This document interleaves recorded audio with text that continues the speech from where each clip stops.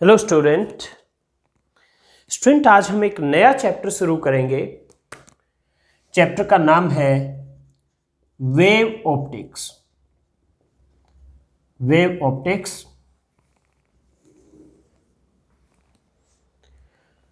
सबसे पहले हम डिफाइन करेंगे लाइट को। लाइट क्या है? Light is A form of energy. Light is A form of energy और इससे क्या होता है, ये हमें देखने में हेल्प करती है। किसी भी चीज को हम इसकी वजह से देख पाते हैं। तो it is a form of energy. It is a form of energy which gives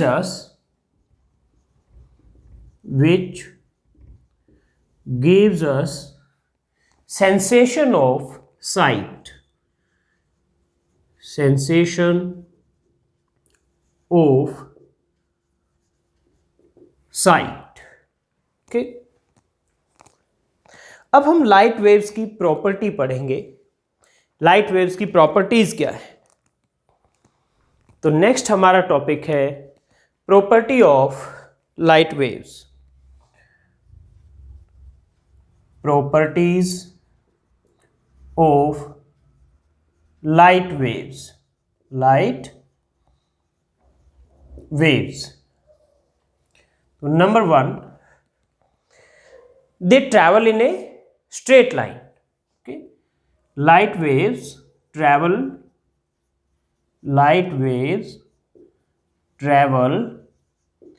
in a straight line. Number 2, they travel with speed of light in vacuum. Okay, they travel with speed of light c होता है 3 × 10⁸ metre पर second in vacuum. Number 3, they do not require a medium to travel. Okay, so number 3,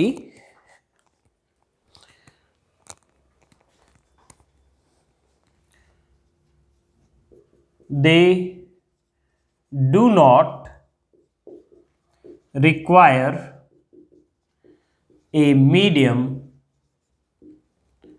to travel, यानी बिना medium के vacuum में भी ये travel कर सकती है। Number 4, if medium changes velocity of light also changes. If medium changes, velocity of light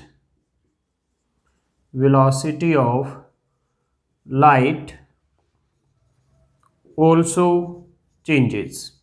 तो velocity of light भी चेंज हो जाती है। ओके, c है speed of light in vacuum और मान लीजिए v है स्पीड ऑफ लाइट इन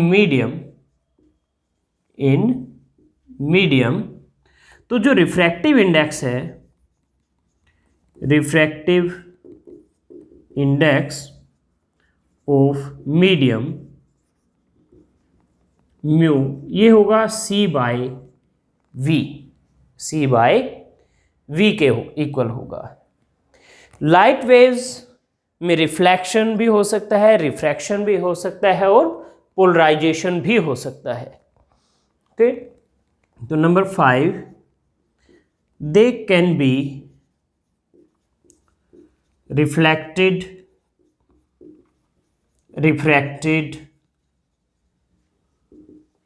और पोलराइज्ड। पोलराइजेशन क्या है, अगर आपको नहीं पता है तो हम इस चैप्टर में पढ़ेंगे डिटेल में, तो आपको पता लग जाएगा। Number 6, they show diffraction and photo electric effect. They show diffraction and photo electric effect. Diffraction के बारे में भी आप इस चैप्टर में पढ़ेंगे और फोटो इलेक्ट्रिक इफेक्ट के लिए आपके सिलेबस में एक अलग से चैप्टर है, उस चैप्टर में पढ़ेंगे। ओके, तो ये है properties of light waves. Next है वेव फ्रंट। वेव फ्रंट, आपने वेव की इक्वेशन पढ़ी है, वेव्स का पूरा एक चैप्टर पढ़ा है, तो उसमें एक फेज भी होता है इक्वेशन में, जैसे y equal to A sine omega T minus K X. तो ये omega T minus K X क्या है? फेज है, ये फेज है। तो लाइट की भी वेव्स होती हैं, तो ये वेव्स भी इसी तरह एक इक्वेशन से अपने आप को रिप्रेजेंट कर सकती हैं। तो वेवफ्रंट क्या है? वेवफ्रंट है locus of all the particles of a medium vibrating in same phase at same time. Okay, locus means position. Okay, तो उनकी पोजिशन को मिला के आपके पास कोई ना कोई शेप आएगी, उसको हम वेवफ्रंट कहेंगे। तो it is the locus of, it is the locus of all the particles, locus of all the particles of a medium, locus of all the particles of a medium vibrating in same phase, vibrating in same phase at a particular instant of time, at a particular instant of time। तो ये है definition wavefront की। Next है types of wavefront. Types of wavefront। okay, तो depending upon your source of light there can be different shapes of wavefront. Okay, सबसे पहले spherical wavefront. Number 1, spherical wavefront. Spherical wavefront कब होगा? अगर आपका source of light एक point source है, अगर एक पॉइंट सोर्स है, जैसे ये है, ये एक मान लीजिए सोर्स ऑफ लाइट है, तो इससे जो लाइट एमिट होगी वो 3 डायमेंशन में एमिट होगी, एक्स वाई जेड तीनों डायरेक्शन में एमिट होगी। एंड टाइम टी में, इन टाइम टी लाइट कितनी डिस्टेंस कवर करेगी? C into T, distance equal to speed into time. तो जितने भी सी टी डिस्टेंस पर, यहां सोर्स से सी टी डिस्टेंस पर जितने भी पार्टिकल होंगे दे will be in the same phase, और उनकी पोजीशन को आप मिला दोगे तो एक स्फीयर बनेगा। इस तरह से, इस तरह से एक स्फीयर बनेगा। ओके, तो ये डिस्टेंस क्या है? यहां से यहां तक सी टी। ओके, और ये क्या है? ये स्फेरिकल वेवफ्रंट है, स्फेरिकल वेवफ्रंट। ओके, मीन्स सी डिस्टेंस पर जितने भी पार्टिकल है 3 डायमेंशन में सोर्स एस से, अगर आप उन सभी पार्टिकल की पोजीशंस को आपस में कनेक्ट करोगे तो आपके पास एक स्फीयर आएगा, और उसको हम स्फेरिकल वेवफ्रंट कहेंगे। और ये जो लाइंस हैं, ये लाइंस इस स्फीयर के परपेंडिकुलर हैं। इन लाइंस को कहते हैं रेज, इनको कहते हैं rays. So rays are perpendicular to the wavefront, rays are always perpendicular to wavefront. तो स्फेरिकल वेवफ्रंट के बारे में हम लिखेंगे, if source of light is a point source, if source of light is a point source, then wavefront is spherical, then wavefront is spherical। okay, तो ये आपका जो स्फीयर है, ये एक स्फेरिकल वेवफ्रंट को रिप्रेजेंट करता है। ये एस सोर्स ऑफ लाइट है। ओके, तो if medium is homogeneous, if medium is homogeneous, then the disturbance से यहां मतलब है एनर्जी ऑफ लाइट वेव से। ओके, यहां पॉइंट सोर्स एस से शुरू होगी वो एनर्जी ट्रैवल करना, यानी एक वो जब कोई भी वेव मीडियम में ट्रैवल करती है तो it creates a disturbance in the medium, it creates a disturbance in the medium. Okay, तो एनर्जी फ्लो करती है, तो यहां पर energy along the direction of rays flow करेगी इस तरह से। ओके, तो if medium is homogeneous, disturbance will cover a distance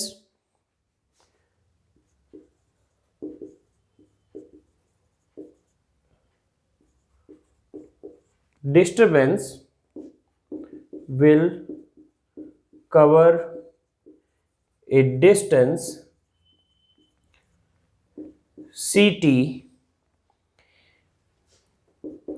in the medium in time T. Okay, अब ये मीडियम अगर वैक्यूम है तब तो स्पीड ऑफ लाइट c होगी, लेकिन अगर ये वैक्यूम नहीं है तो स्पीड c की जगह फिर v आ जाएगी, तो ये ct को फिर आप क्या लिखोगे, vt लिखोगे। तो अब ये डिस्टेंस vt के इक्वल होगी। v क्या होगी, speed of light in that medium, जो भी अदर देन वैक्यूम होगा। ओके, तो ये था आपका स्फेरिकल वेव फ्रंट। नंबर 2 है cylindrical wave front. Cylindrical wave front. Okay, तो अगर आपका सोर्स ऑफ लाइट एक लाइन सोर्स है, लाइन सोर्स जैसे आपके घर में ट्यूब लाइट है। ओके, अगर आपका सोर्स ऑफ लाइट एक लाइन सोर्स है तो जो आपका वेव फ्रंट होगा वो सिलिंड्रिकल होगा।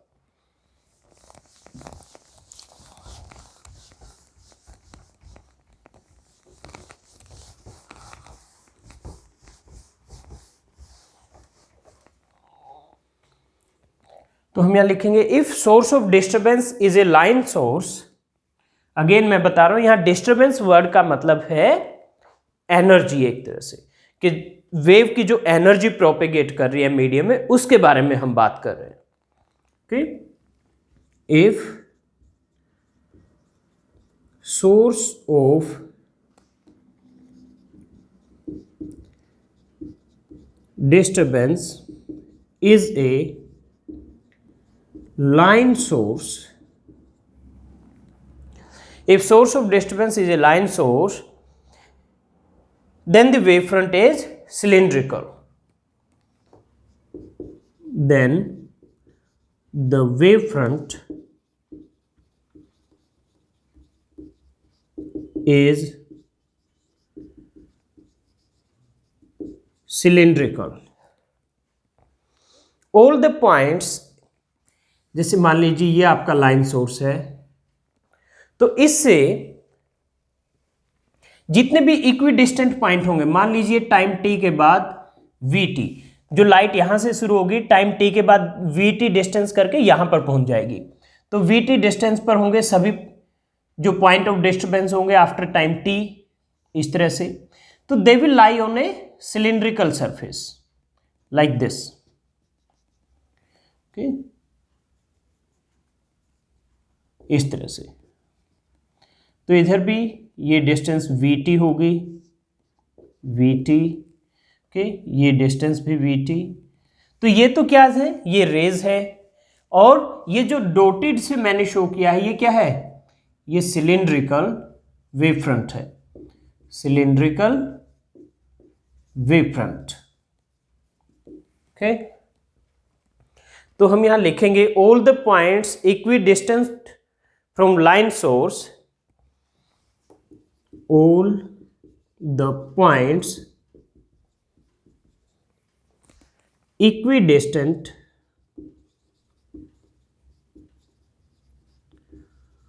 from line source equidistant from line source, lies on a cylindrical surface, lies on a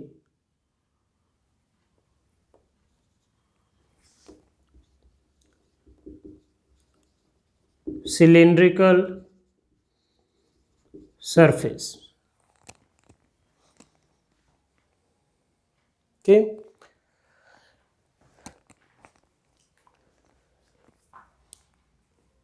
तो ये आपका सिलिंड्रिकल वेव फ्रंट होगा इस तरह से। थर्ड है plane wave front. Plane wave front, plane wave front क्या है कि अगर स्फेरिकल वेव फ्रंट का एक छोटा सा हिस्सा आप सोर्स से बहुत ज्यादा डिस्टेंस पर ऑब्जर्व करते हैं, अगर आप सोर्स से बहुत ज्यादा डिस्टेंस पर स्फेरिकल वेव फ्रंट का एक छोटा सा हिस्सा ऑब्जर्व करते हैं जैसे ये, तो ये आपको ऑलमोस्ट प्लेन लगेगा, यानी एक इस तरह से स्ट्रेट लाइन की तरह लगेगा। तो इसको हम कहते हैं plane wave front, plane wave front. तो number 3 is plane wave front.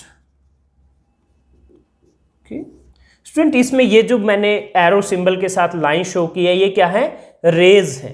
Raise are always perpendicular to wave front. Okay, back to plane wave front. तो at a large distance from source, at a large distance from source, a very small part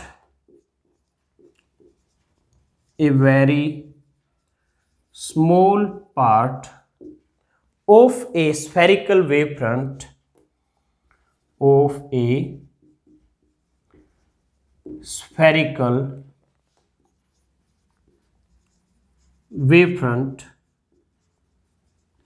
appears a plane.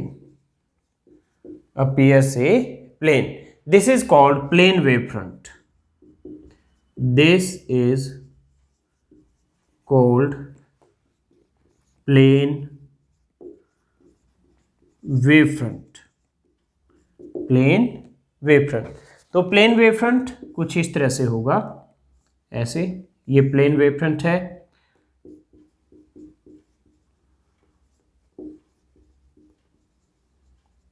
और जो raise होंगी वो इसके perpendicular होंगी, यानी इस तरह से ये रेज होंगे इस तरह से।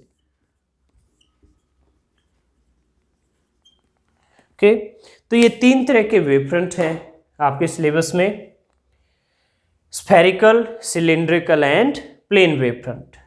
उसके बाद नेक्स्ट डेफिनेशन है रे। तो रे मैंने क्या बताया? ये है the lines drawn perpendicular to wavefront. तो ए लाइन ड्रॉन परपेंडिकुलर, ये परपेंडिकुलर का सिंबल है, perpendicular to wavefront is called a ray. उसको रे कहते हैं। ओके, तो ये आपको क्या बताएगी? It will give you direction of propagation of wave. Wave will be propagating in the direction of ray. तो it gives direction of propagation of wave. It gives direction of propagation of wave. तो ये था student wave front के बारे में। I hope आप सभी ने नोट कर लिया। साथ के साथ नहीं नोट किया है तो आप वीडियो को पॉज कर लीजिए और नोट कर लीजिए अपनी नोटबुक में।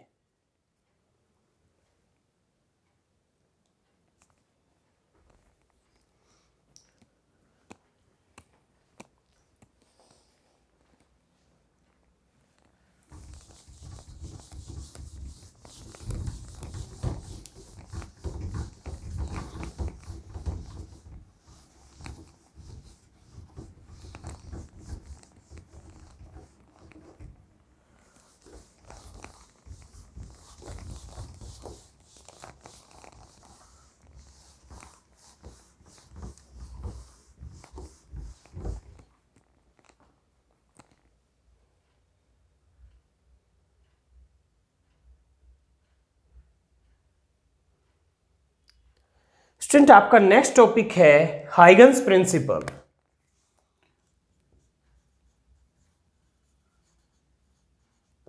Huygens principal.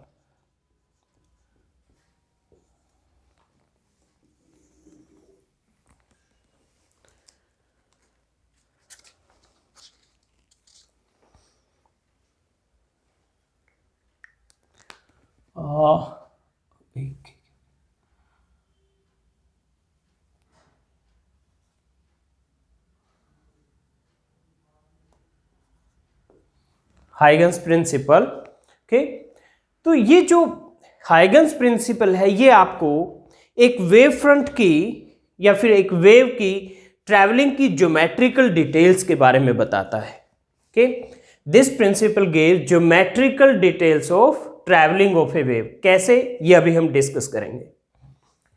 तो हम लिखेंगे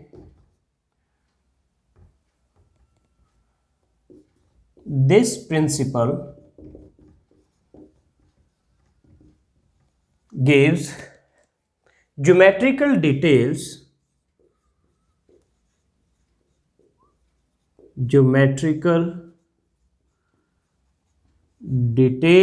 of traveling of a wave,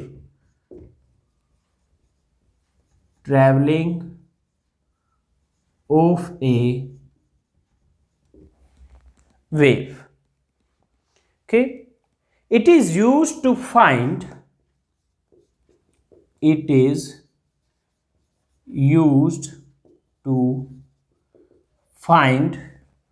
position of a given wavefront, position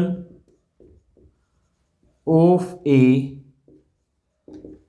given wavefront at some later time,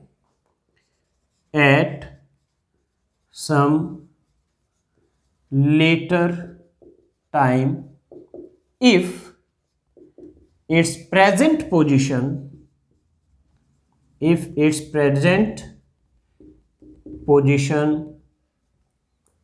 is known।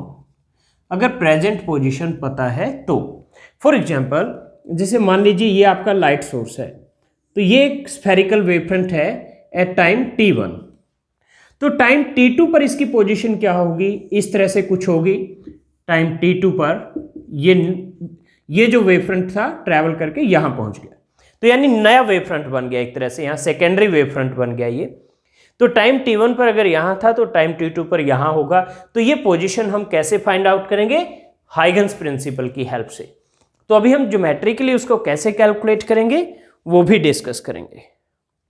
तो उसके कुछ रूल्स हैं, पहले हम वो रूल्स लिखेंगे। Okay, according to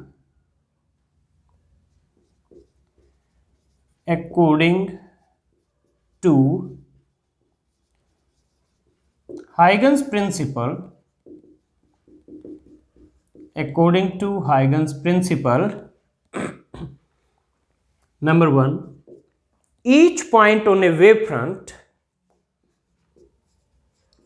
each point on a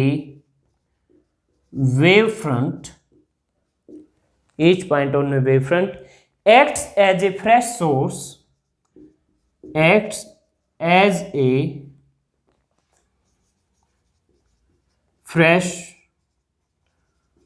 source of new disturbance,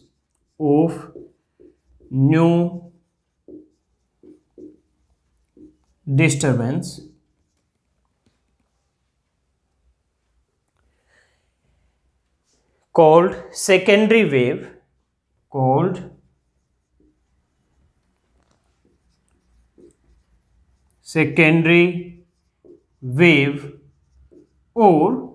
wavelet. Secondary wave और secondary wavelet दोनों में से कोई भी नोमेनक्लेचर हम यूज कर सकते हैं। तो यानी ये मान लीजिए स्फेरिकल वेवफ्रंट S1 है, तो S1 पर हर एक पॉइंट ये इस तरह से ये एक नया सोर्स ऑफ लाइट की तरह यानी सोर्स ऑफ डिस्टर्बेंस की तरह काम करेगा, और इससे फर्दर इस तरह से वेवफ्रंट स्प्रेड होना शुरू हो जाएंगे। ये मतलब है फर्स्ट पॉइंट का। फिर उसके बाद क्या होगा, तो नंबर 2 कहता है secondary wavelet spread out in all directions with speed of light. इस तरह से ये स्प्रेड होना शुरू होंगे। Secondary wavelets spread out in all directions with speed of light, with speed of light. Okay. Number 3, the new wavefront at some later time, the new wavefront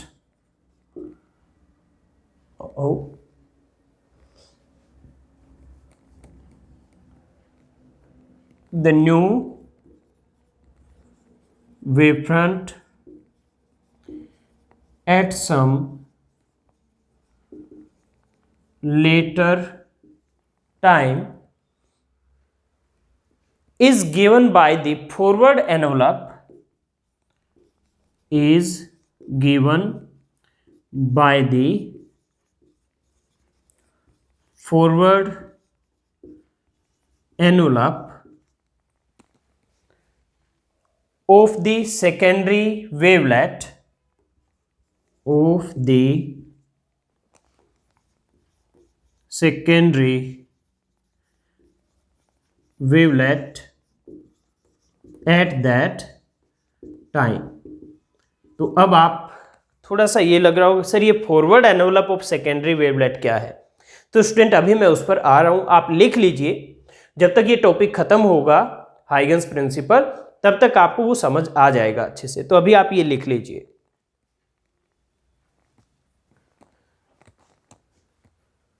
तो अब हम इन तीनों रूल्स को यूज करके एक सेकेंडरी वेवलेंथ किस तरह से हम बनाएंगे, यानी construction of a wave front using Huygens principle, हम अब डिस्कस करेंगे।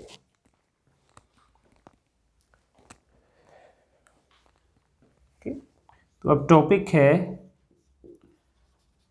Construction of a wave front, construction of a wave front. तो हम मान लेते हैं कि हमारे पास एक स्फेरिकल वेव फ्रंट है ए बी के, इस तरह से मान लीजिए एक वेव फ्रंट है हमारे पास स्फेरिकल, और ए बी उसकी प्रेजेंट पोजीशन है, ए बी उसकी प्रेजेंट पोजीशन है। तो हम यहां लिखेंगे consider a spherical wave front, consider a spherical wavefront and let AB is its present position, and let AB is its present position, present position। तो Huygens principle क्या कहता है, every point on A B will act as a source of new disturbance. यानी मैं अगर यहां पे 3 point ले देता हूं ए बी सी, तो they will act as a new source of disturbance. और आप क्या करोगे, मान लीजिए यहां पर टाइम है 0 और टाइम टी पर आप फाइंड आउट करना चाह रहे हैं कि वेवफ्रंट की पोजीशन क्या होगी। तो टाइम टी में कितनी टाइम डिस्टेंस कवर करेगी लाइट, c इंटू टी। तो आपको क्या करना है, c इंटू टी रेडियस के हेमिस्फीयर ड्रॉ करना शुरू कीजिए। तो इस तरह से आप ये करेंगे तो ये डिस्टेंस क्या होगी, c इंटू टी। इसी तरह से यहां से भी ये डिस्टेंस c इंटू टी, ये डिस्टेंस c इंटू टी। तो फॉरवर्ड एनवलप क्या है, ये इनके जो आउटर पॉइंट है ये इन सभी को मिला दो। तो ये जो अब सी डी वेव फ्रंट आया है, ये होगी new position of wave front A B after time T. After time t। Let मैं इसको A1 लिख देता हूं, इसको B1, इसको C1। तो A1, B1 और C1 ये क्या होंगी? They will be rays, because rays are always perpendicular to wave front. Okay, तो ये पॉइंट A1, B1, C1 है वेव फ्रंट CD पर। ओके, तो हमने ये लिख दिया। आगे लिखते हैं, according to Huygens principle each point on AB, according to Huygens principle,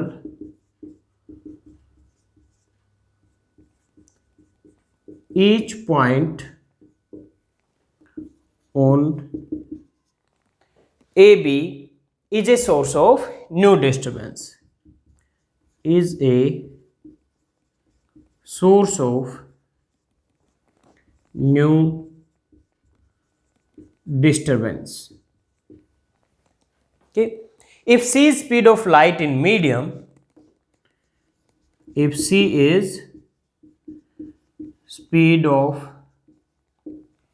light in medium, अगर ये मीडियम वैक्यूम है तो c होगी, अदरवाइज अदर देन c होगी। Okay, then to obtain secondary wave front after time t, then to obtain secondary wavefront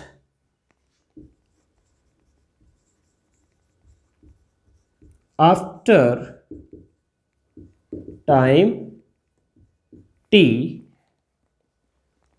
draw circles of radius ct, draw circles of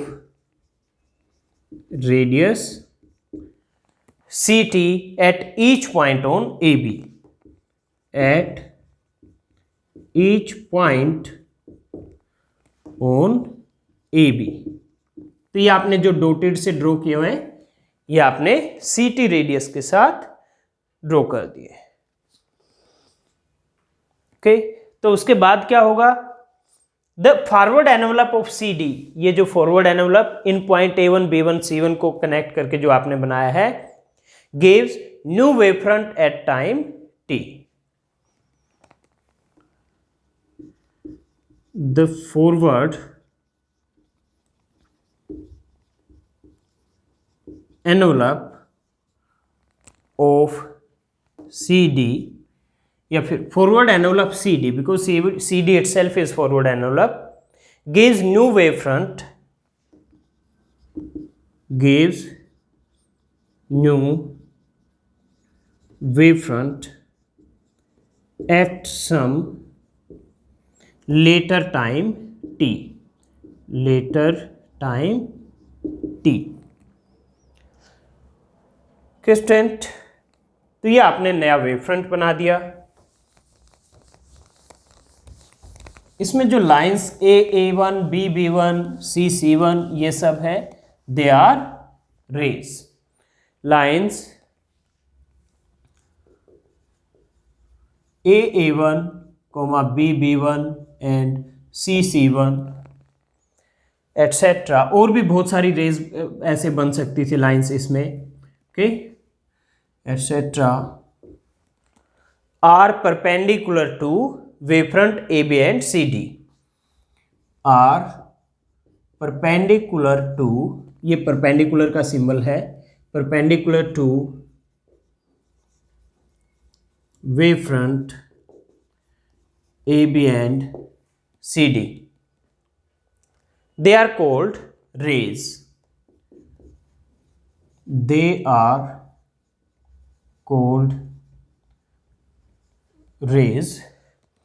Energy flows along these lines from AB to CD. Energy flows along these lines from AB to CD. From A B to C D. लेकिन Huygens wavefront Huygens principle की help से आप backward wavefront calculate नहीं कर सकते।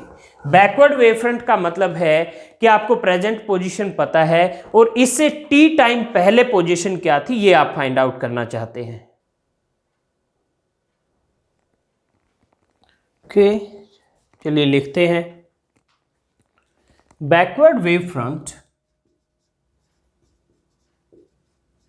Backward wavefront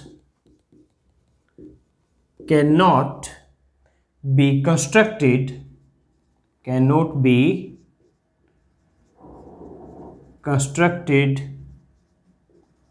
using Huygens principle। क्यों नहीं कर सकते? बिकॉज जो amplitude of secondary wave front है that is proportional to 1 plus cos theta.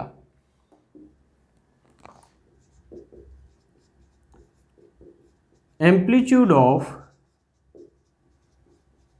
Secondary wave front is proportional to 1 plus cos theta। For backward wavefront,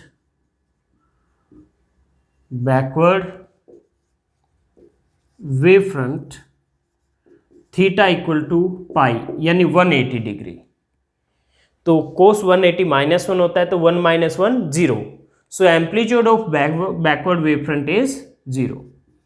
So amplitude of backward wavefront is 0। तो इस तरह से आप सिर्फ forward wavefront को ही calculate कर सकते हो, बैकवर्ड वेवफ्रंट को आप कैलकुलेट नहीं कर सकते यूजिंग हाइगन्स प्रिंसिपल।